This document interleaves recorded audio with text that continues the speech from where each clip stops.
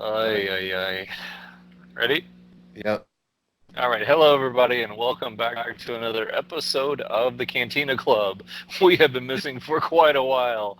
This is our first episode, and I'm thinking about 4 or 5 months. I think it's probably August last time we recorded anything. Thank you. Yeah, there you go. It was Well, still not there. on, on this episode, we're going to be talking about the Mandalorian. We're going to basically do a recap of the first 4 episodes, our feelings so far, and just kind of a retrospective of the whole thing. So we will be right back after this amazing musical intro. Don't go away. Woo!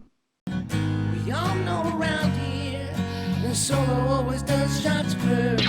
Singing yum yum, yum yum. Singing yum yum, choo choo. Yum Robot yum, jerking. yum at the Cantina Club. Big Kaga said I that love was the best intro in the parsec. Would you agree?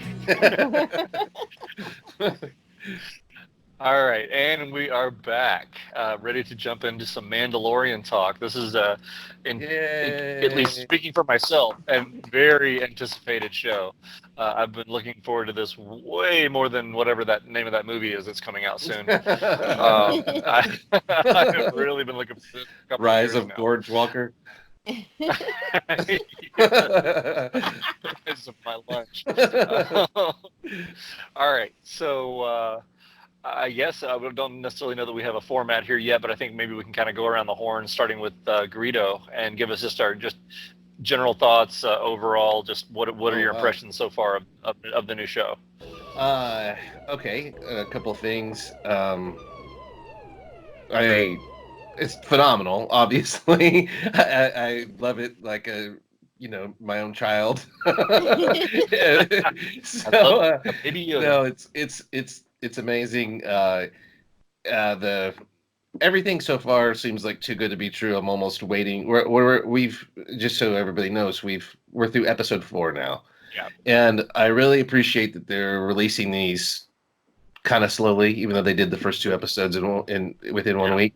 I like that format better because of the way the each episode is formatted and how short they are. It gives you time to kind of go back and watch them again, or kind of mull over what you saw. Each one's more of kind of a mini event. I Mhm. love the pacing. I really the music's grown on me. I had some issues with the music, I mean, it was just personal taste. But I've really become started to associate it with the show. All the casting so far has been great. Um, the direction, the cinematography, the special effects, which I remember was some people were worried about from the all the way back in Celebration with the kind of unprocessed footage they were showing with the effects be Mhm. up to par. And you don't even find yourself thinking about the effects when you're watching Mhm. it. So, which is great. You're not thinking this is too much, like with a lot of Marvel movies. It doesn't look like a cartoon. But Right. you're not thinking this is not good enough. It's not distracting at all. The world building is great. I love the slow pace of everything. I know one of the big objections might be the short episodes, but I think it works perfectly so far. And if it isn't broke, don't fix it. Um, so many streamed shows are full of filler now, which is really easy to do, and I guess to fulfill episode count orders and things like that. But there's so far there really hasn't been any filler. And anyway, that's my initial thoughts. Is Mhm. There's a whole lot to get into there, Yeah. Yeah. but just hitting those general things. It's I get to so far I've gotten to watch it with Gundark every week and with Mhm. some family members and stuff, and that's been the biggest kind of pleasure of the whole thing is having something that we can all get together and watch again that Yeah. we enjoy, and everybody enjoys it. There's nobody Right. saying, "Oh man, this is stupid," or "They jumped Mhm. the shark," or "I don't get it," or they've kind Yeah. of pulled off a little minor miracle so far. So Okay. I'm All right. completely on So, board with it. Gundark, what are your thoughts? I agree totally with Greedo. Amazingly, I agree with Greedo. Except for maybe one point. One point though, I had no reservations about the musical score. I love this musical score, because I like the retro kind of pulp sci-fi aspect of some of it, combined with the spaghetti western riffs. I love whenever the Ennio Morricone riff goes whenever they throw up the title on the screen. You know, right after the Yeah. opening scene, it Yeah. just makes my Right. makes my Right. heart pump. So I really enjoy the That's funny. musical score. I've been Mhm. listening to it too on Spotify, and it's really good as a standalone piece. So I Oh, didn't good. think that it would be like that. So it's Hmm. good as a standalone album. But yeah, everything I agree with Greedo about the production quality is far it has lived up to my expectations and exceeded them. And I was so excited for this show. And it feels good to be excited about Star Wars again and to feel like Definitely. people who are making the show know Star Wars. You know, Right. it feels like That's they're fellow that's Star Wars key. fans, and yeah. Yeah. So Filoni and Favreau. I'm looking forward to continuing with the show, and I'm glad they're already filming the second season. Yeah. Yeah. Absolutely. I mean, I echo basically everything you guys have been saying. I've been, like I said, I've been looking forward to the show for a couple of years now, and it's exceeded my expectations. And I really had high expectations going into it, which kind of worried me going in because I was like, it's never going to live up to that, you know, because I want it to be this thing that it probably can't attain, but it has so far. Again, yeah, I know we're only 4 episodes in, but Yeah. so far it's fantastic. The music. Again, I've had some issues with it, but it is actually growing on me now that I've gone back and kind of rewatched the episodes again a couple of times. I'm starting to really like the music more. There are moments when it takes me out of it, when to me it gets a little too cheesy, but Hmm. but overall, and especially like you were saying, Gundark, the main theme. You know, I love that. Like when the Mandalorian logo comes up and the main theme kicks in. Yeah. That's such a great moment in an episode. I love that. It's really becoming a signature moment. Like Greedo said too, the effects, you don't even think twice about them. They all look amazing. Everything's smooth and looks wonderful. All the practical effects, of course, it's obviously practical effects heavy, and it looks fantastic. But one thing I do want to point out that is one of my favorite aspects is the writing. I love the dialogue. There are so many Yeah. great lines so far in all this. We've got our catchphrases, which I know we'll get into this as we discuss. But this is the way, and I have spoken, and different things like that. I just think those are great. I kind of like those catchphrases. So Yeah. and just the dialogue between characters as we go through, I think is really good, and it's just definitely had its moments with the writing. That really shines above everything else to me, which is obviously a very very key point to any show. You've got to have good writing, or it's going to be garbage. So, all right, Absolutely. well, Yeah. that's it for our general thoughts. Where would we like to go next? Do we want to go I into? did want to respond to Yeah, go ahead. something that Gundark said in Sure. her thing when she said it's nice to see Star Wars being made by people who know Star Wars. Boy, I Absolutely. couldn't. Yeah, I couldn't agree with that more. However, uh, we assume that they know Star Wars, and just like anybody who tells us they're a fan, we assume they're a fan. We don't know, but uh, I think that they're doing a brilliant job of making us feel like they know Star Wars. Whether they do or don't is immaterial, really, because they know where Star Wars kind of comes from. They're drawing more from the spaghetti westerns, the samurai films, all the things that Lucas liked, and even down to the hot rods and everything. They're kind of going back and drawing more from that than they are from the original trilogy. So they know Star Wars, but they're not shackled by Star Wars. They're not. Yeah. Right. We're free to like release a lot of these expectations that we would normally just hold on to so tight because there's no legacy characters here to worry about. There's no a lot of people get wrapped up in canon, which I don't. But there's not a whole lot of like canon to contradict or cause Right. problems with.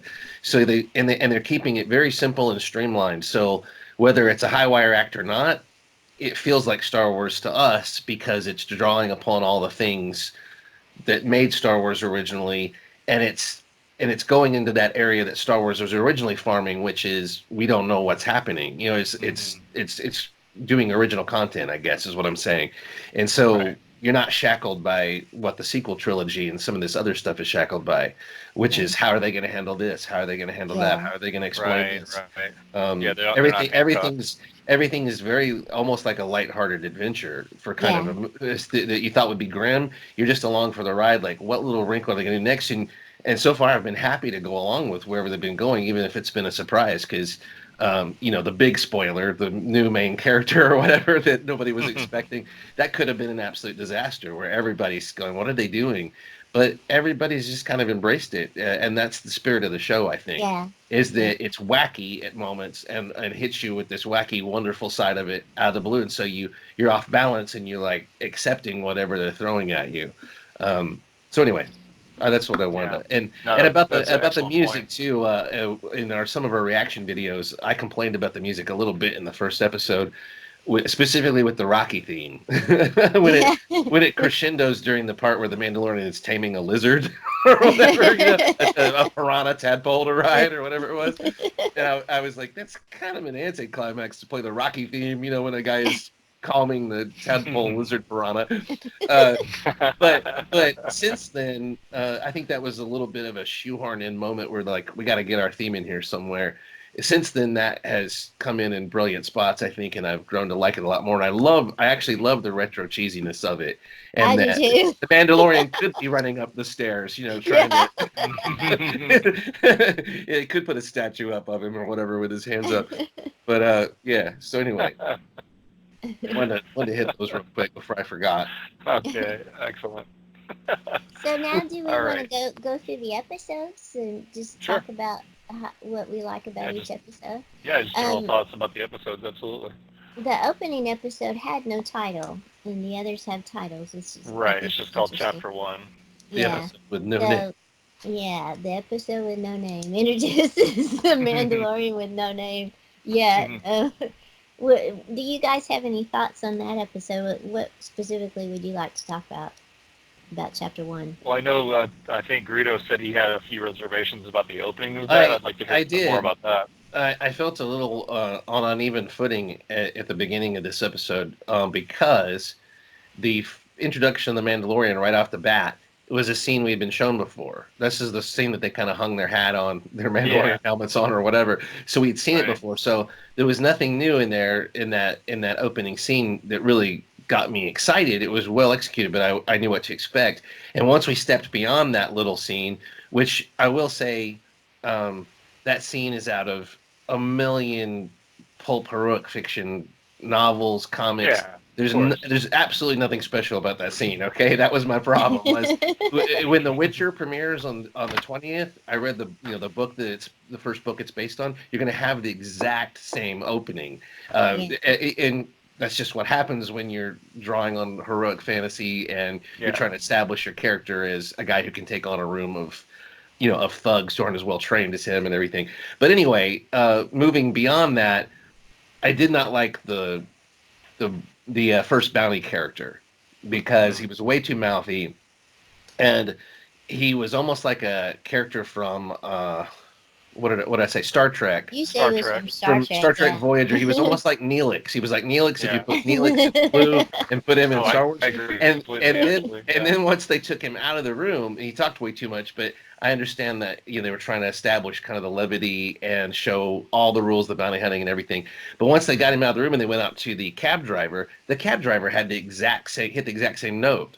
Like we're in a kind of a deadpan comedic universe. The cab driver spoke in a way that was like took me out of it. Like that's not a Star Wars character. I didn't expect everybody to speak in an alien language or anything, but the way he kind of said, nudged us like, yeah, I know I'm in a Star Wars thing, and it reminded me of Rio Durant from Solo, which I liked that character, but it became too much. It was like wink, wink, nudge, nudge. Yeah, too many Easter eggs, too much like, hey, I'm an alien in a Star Wars film. Get it? And that's so when you had those two characters together, I was really worried.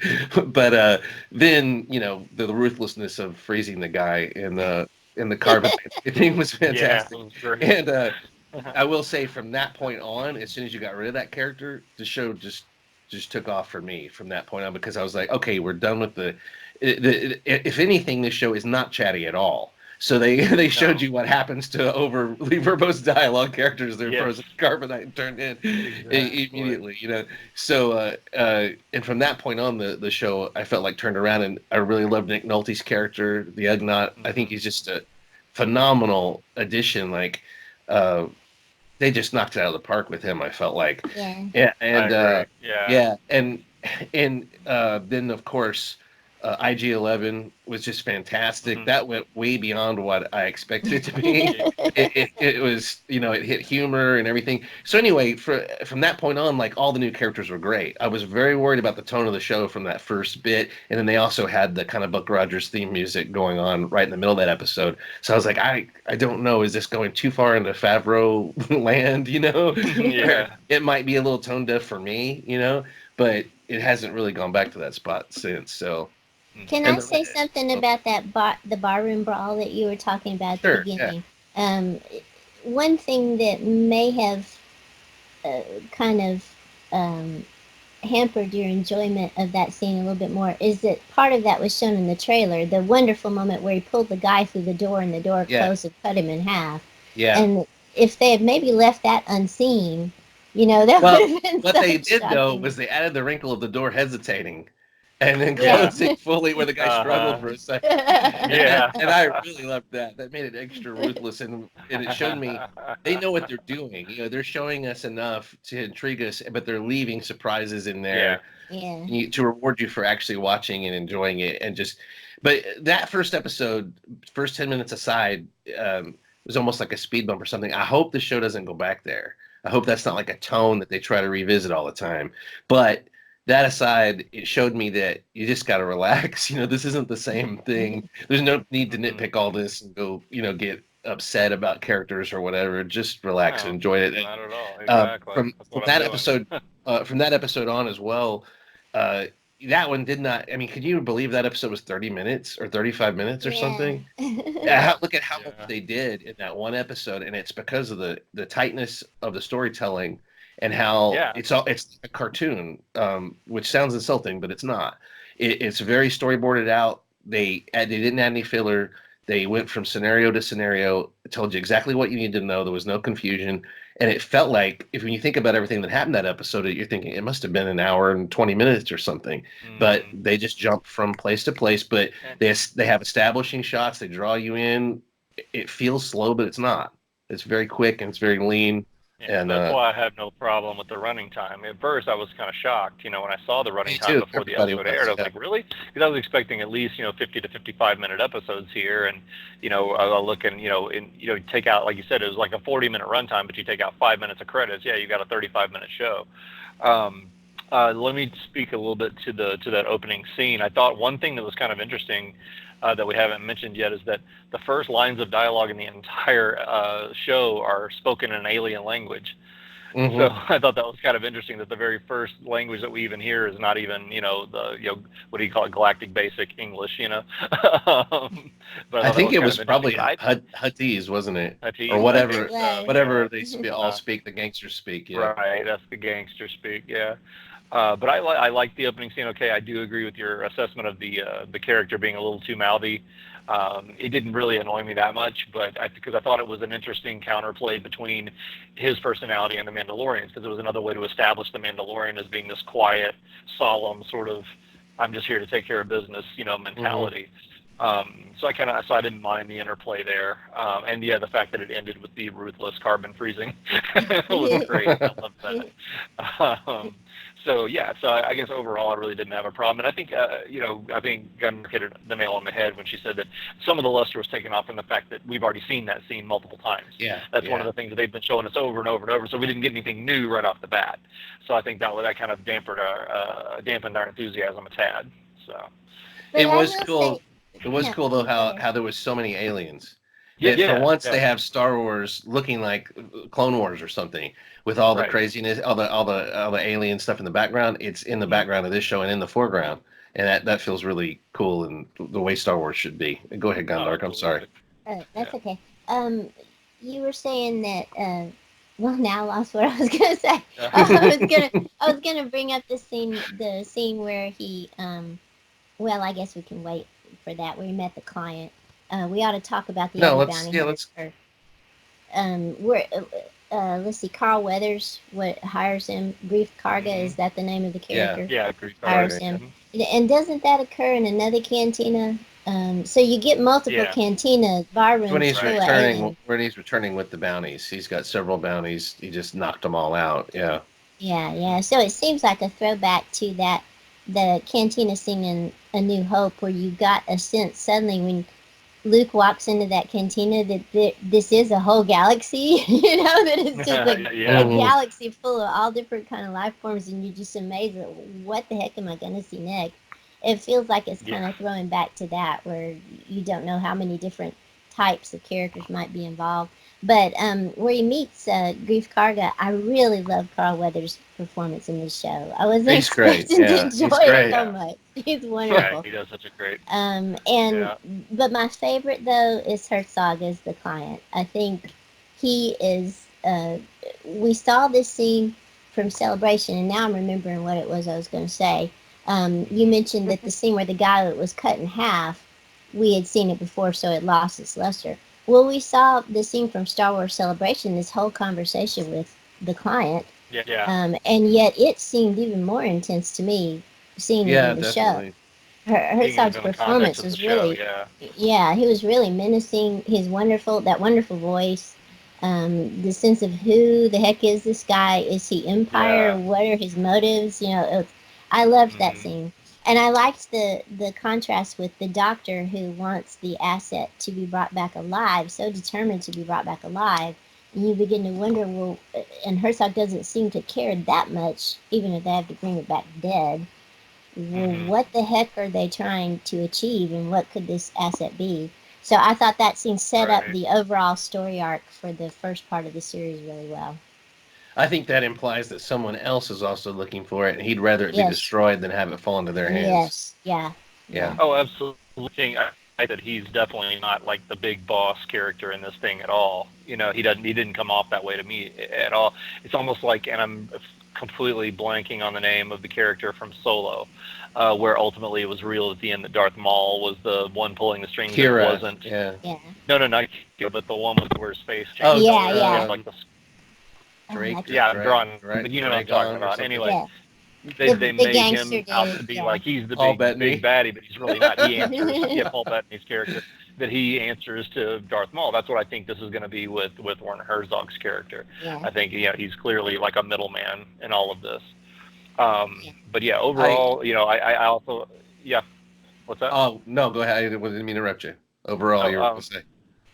I just think that I love, and I'm assuming it's pronounced Quill, the Ugnaught, Nick Nolte's character. Oh yeah, yeah. Uh, Quill, yeah, I think he's an amazing addition. I love, like I already mentioned, the tagline. I have spoken. I think that's just hilarious. I love the chemistry between him and the Mandalorian, and in some ways, it's almost like, I mean, and work with me here, but it's almost like, if you think about it, it's almost like a Yoda Luke Skywalker kind of dynamic, where he's Yeah. like taking him under his wing and showing him how to succeed at what it is he's trying to do here. Because obviously the Mandalorian is in his territory, and he's trying to tell him, because the Mandalorian's like, screw this stupid animal. Why do I have to ride that? Just call a speeder and Right. let's go. He's like, you can't get there on a speeder, and I don't know. I just loved it. I thought it was really good interplay there, and I love that character. So definitely a strong addition. I really want to see him being a recurring character. It also established the recurring fact that the Mandalorian's not going to succeed by himself. Yes, Right. And yeah. and that he is not Superman. He is not Iron Man or whatever. He's not Tony Hmm. Stark. He's in a rundown ship that his first bounty's kind of alarmed that he's gonna have to ride in. Like, are we seriously taking that Hmm. ship? And Hmm. so he's making the most out of very little or scraps basically, and only his skills and his determination is what's making They're him getting him. rise above. And people are saying, hey, they say you're the best around, but his equipment isn't the best around. It's Mhm. Hmm. um, so yeah, and I wanted to say too about the Imperial Remnant. I really love the stormtroopers in this show. Oh, whoever Yes. absolutely. whoever is wearing the armor is doing. They all are doing a phenomenal like miming job Hmm. because they have reaction shots that are actual reaction shots. If you Yeah. notice Yeah. throughout the episode and every time they appear Hmm. until they're off later, um, you can read their body language and you gain a lot of knowledge. This is what's awesome about the visual storytelling that I compare it to a cartoon or Clone Wars or something that's storyboarded is that they're obviously shooting this stuff and giving direction, but then they can cull through and take the shots, the reaction shots they want. And instead of just having the stormtroopers be menacing, the stormtroopers are dirty, beat up. they're trying to figure out what's going on too, and you get the Yeah. feeling they're almost at the edge of control. Like Herzog's probably the only one they're scared of that can actually control them. Yeah. They're almost thinking about, is there something here I can steal and then take off? You know, like Yeah. when he first takes out the first Beskar. I love that shot where the stormtroopers go, "What is this stuff?" Well, You know, they're like yeah. leaning forward. They're Yeah. actually They're breaking their moving in. discipline. They're like, "What's he giving him? What? Oh man, why can't I have that?" You know, Yeah. it's like Yeah. it's worth something. And yeah. So anyway, I want to say that all that stuff is really well done and really well planned out. And the first episode especially, but as it goes on, I mean, it just keeps recurring. All the establishing shots that are like artwork, and then you see them in the credits. A lot of the art that went into it. I've always wanted Star Wars to look more artistic and Yeah. have more shots like Luke with the binary sunset, or Mhm. Cloud City establishing shot, the Tauntaun tracking shot at the beginning of Empire Strikes Back. You know, Vader in the carbon freezing chamber, and this show it's not dwelling on it and just hammering you over the head, but it's just giving you It's giving you those plenty to look shots. at. Yeah. Yeah, but it's not overdoing it to where Right. you're sensory overload. It's telling the story and drawing you in with each one of those images, and man, freaking impressive. It's really, really good. Absolutely. 100%. Yeah. So moving forward a little bit, I guess towards the end, when we get to the sort of the old west shootout, you know, in the town, when they get ambushed, when he gets there, you've got, you know, IG-11 shooting everything out, which was just one of the most badass scenes I've ever seen. You know, of him just like shooting the place up. And then we get into, of course, the I will self-destruct moments. Like, as soon as the slightest thing goes bad, like, I will self-destruct. Like, wait, stop. Yeah, I love really... how IG-11 the IG droids now have a backstory just implied by one line. You know, the Yeah. maker or the designer has forbidden me to be captured or whatever it was. Yeah. And you also know he has a master control ribbon or something that if you don't hit that, you don't kill him. So we learned several things about them. Plus, we got to see this fantasy which again, this goes back to people knowing Star Wars, because they got their IG-88 figure as a kid, and imagine how the hell does this thing move and fight and stuff. Yeah, what is it? Why would you to be do scared anything? of it? Yeah. Because the description was always, Why would you be scared of this? here's some bounty hunter. He looks like a lamp, you know. Like Yeah. what? He looks like he can barely stand. And the way they engineered him is just absolutely brilliant, and it's fascinating to watch. I could go back and watch it over and over again. They obviously put tons of thought into how he each part of his body moves and everything. Yeah. And he also has expression. Again, we have an inanimate object like the stormtroopers, you know, Yeah. all the people in the mask, the Mandalorian himself, that you have no trouble knowing exactly what he's feeling, which is odd to say for a droid, but.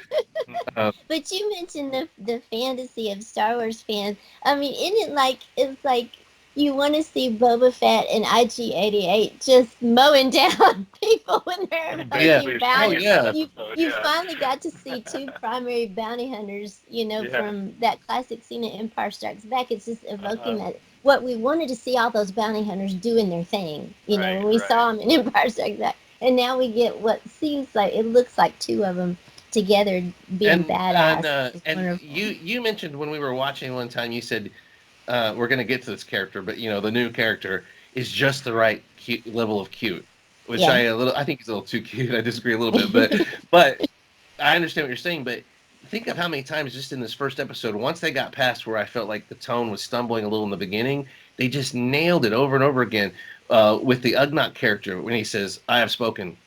He says it like that. He doesn't say it like, this needs to be put on a T-shirt. He says it like this is his figure of speech that he's done talking about it. You know, this is the way he lets you know. And the IG-11 droid, the whole thing of I'm doing self-termination, and all of his bureaucracy, where he's like serving them the notice and he expects everybody to follow the rules. That could have been so over the top, especially with a New Zealand guy doing the voiceover. You know, that could have been so tone deaf and too comedic, and it was perfect. Yeah. And you never felt like, oh God, when are they going to give up this gag of him, you know, self-immolating or whatever? And I feel like they're understanding that less is more. You know, that they're being subtle, they're holding back, they're trying not to go too over the top, even with the Gatling gun type shootout that happened at the end. Which was great. That's another Yes. fantasy. Yeah, How many absolutely. fantasies did they fulfill in that one episode? Because ever since Empire, when the stormtroopers got to set that gun up, but they got killed before Yeah. they could fire it. Right, You always Yeah. wanted to know yeah. what one of those guns could do, and you finally see just how. Yeah. And you And get a nod to what is it? the Wild Bunch. Wild Bunch, Yeah. and what's the other one? Butch Cassidy and the Butch Sun. Cassidy. Yeah. Yeah. That's one of the things I really love about this series as a whole is the callbacks to American westerns, spaghetti westerns, and then of course the samurai epics. So we'll talk that later. But that one, the Wild Bunch, when they bring out the Gatling gun, is like, oh my God, this is awesome.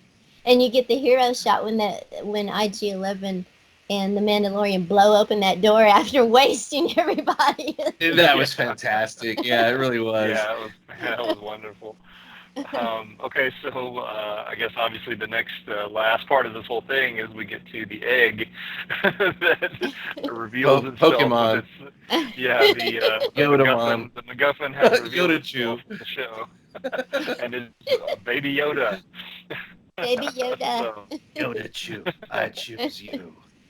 Okay, I got to ask you something about Baby Yoda. Okay. Was anybody even remotely expecting that?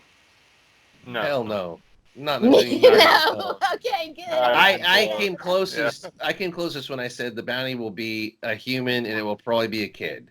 Yeah. I predicted that way back months ago on our show, but I mean that's an easy prediction to make based on cliched stories of the killer and finding his conscience or whatever.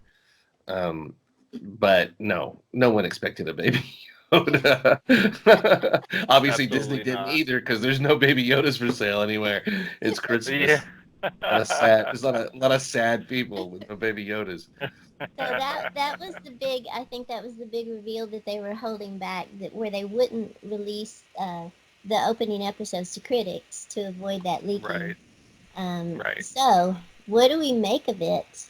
I mean, I think that it was brilliant because that moment blew our minds. Like Yeah. you expecting IG-11 to be a crew member, like they're paired up now, and he's got these annoying characteristics we're going to see over and over again, and it's going to be funny. He's like the straight man, but with the comedic thing, and he's cool. They've obviously gone to this trouble to create him and engineer him, and he's gone.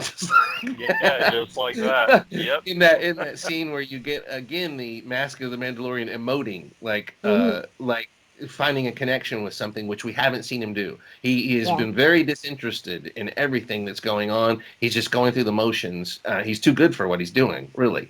And in that moment, we kind of get the Mask emoting where he's making a connection, and the next thing you know, IG-11 has his brain core shot out or whatever. Yeah. And I also said, and then we've gotten into this a little bit, that when I saw the first episode, I mentioned in a message board that this show is they've already established that it's one of the most quotable Star Wars things we've seen in a long, long time. And just from one episode, but little did I know they would just keep cranking out the quotable dialogue. But I love it. My favorite line, despite all the I have spoken, this is the way. My favorite line is the sadly we will never know when IG-11 is raising the rifle to just destroy the cute little baby Yoda.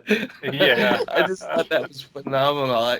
I'm still not over that. I love that moment. But if you think about that episode, think of I didn't like the first character they introduced, besides the Mandalorian. But then after that, they introduced a ton of classic characters that people are going to be obsessed with forever.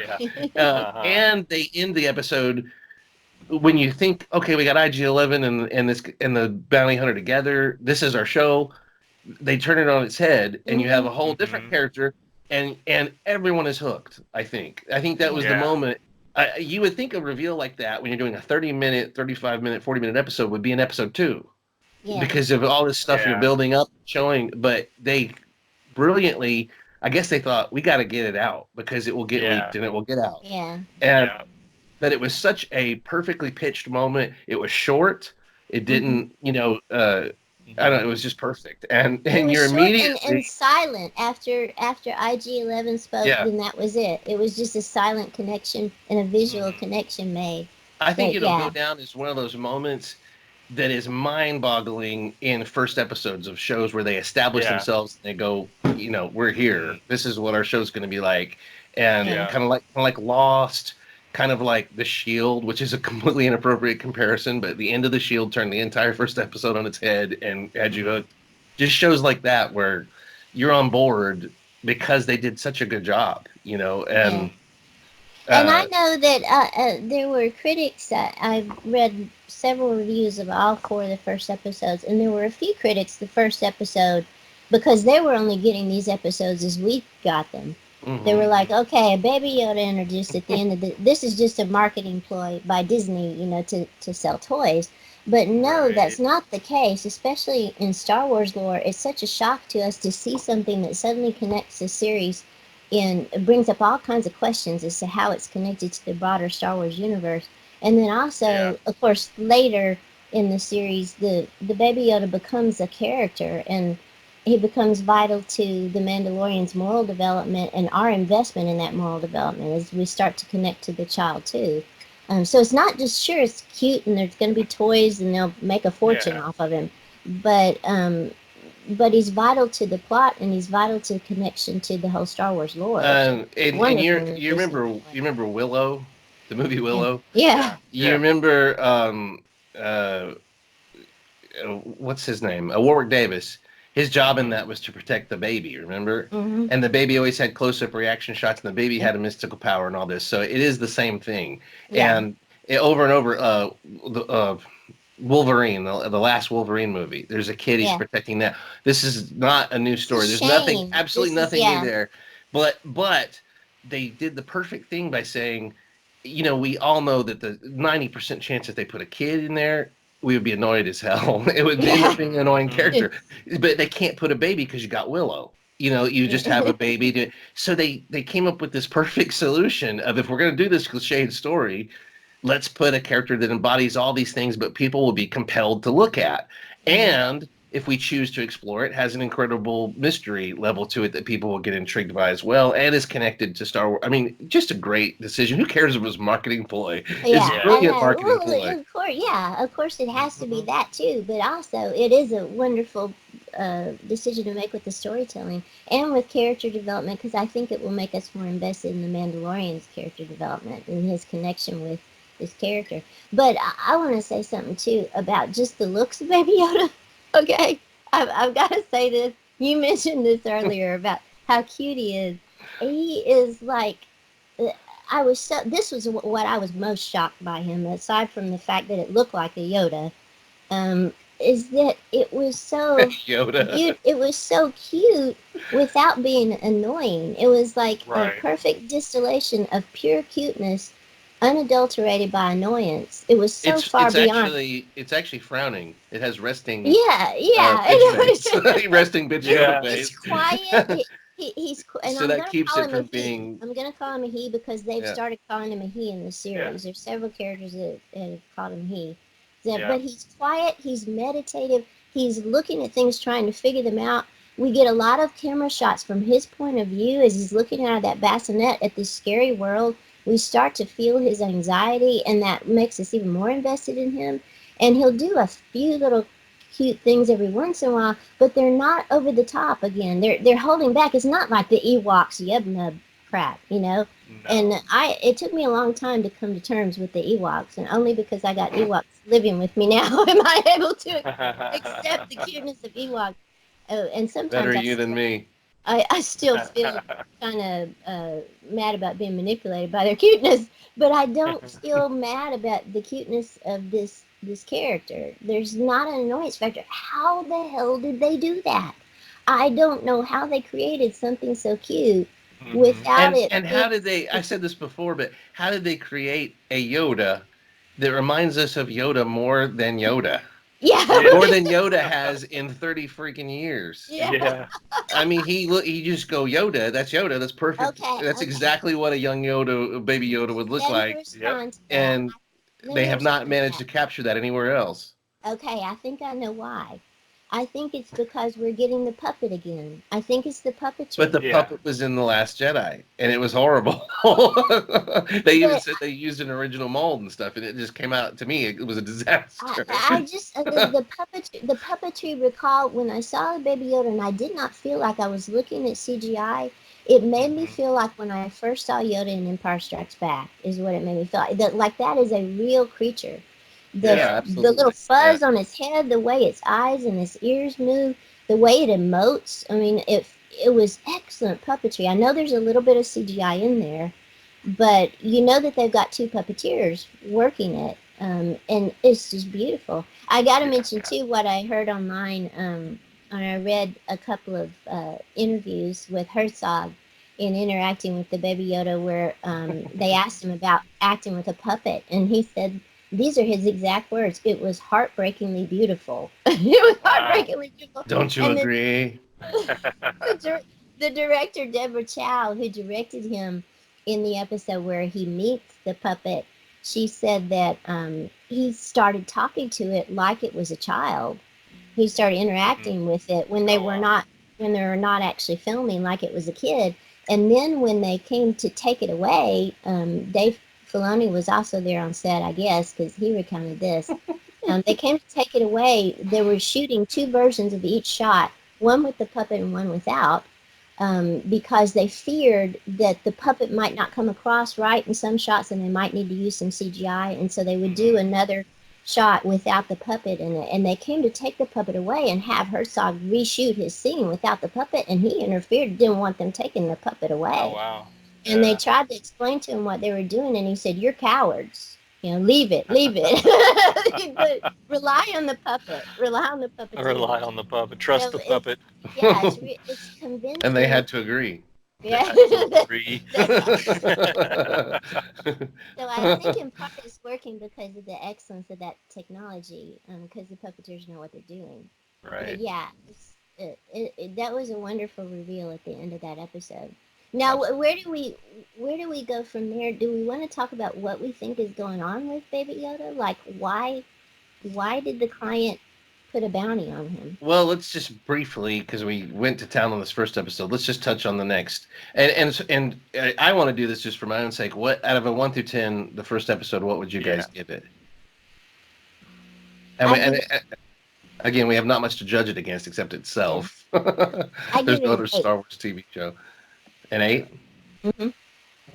Yeah, I would say 7.5, only because of the first 10 minutes, knocking it down a peg. The rest of it, I would say, was a 10 straight out, big Yeah, time.